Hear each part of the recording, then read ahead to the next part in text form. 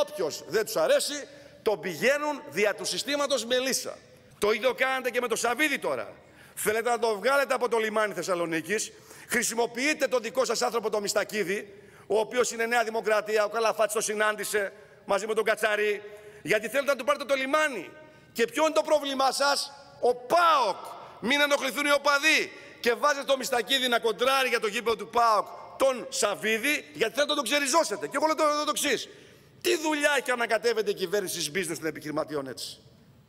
Σας ρωτώ. Αν παρανομούν, να πάνε φυλακή.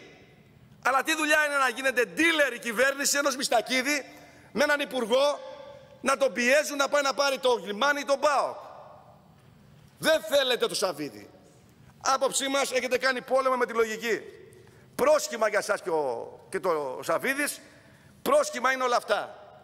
Θα σας πω όμως κάτι πολύ απλό. Όταν μια κυβέρνηση εκβιάζει καναλάρχες, ολιγάρχες, αυτή δεν είναι κυβέρνηση.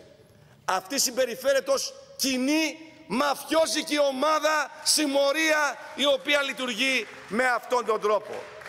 Και στο τέλος είστε κυβέρνηση. Δεν είστε ο Ελτσάπο, ούτε ο Εσκομπάρ. Είστε κυβέρνηση. Κυβερνήστε χρηστά δια του νόμου, κύριοι της Νέας Δημοκρατίας. Και να σας πω και κάτι. Τουλάχιστον ο Σαββίδης έβαλε και 1 δισεκατομμύριο ευρώ περίπου στην Ελλάδα. Τα έφερε τα λεφτά. Αγόρασε ξενοδοχεία, αγόρασε ομάδες, έδωσε λεφτά, λιμάνια, ιστορίες. Επειδή τα έχει βάλει ο Πρωθυπουργός με τη Ρωσία, πρέπει να βγει ο Σαββίδης από το κάδρο. Όχι κύριοι, αυτό δεν είναι κυβέρνηση. Πραγματικά δεν είναι κυβέρνηση. Αυτό δεν είναι δημοκρατία. Αυτό είναι ενός ανδρός η εξουσία, που σημαίνει αυταρχικότητα και απολυταρχία για τον κύριο Πρωθυπουργό.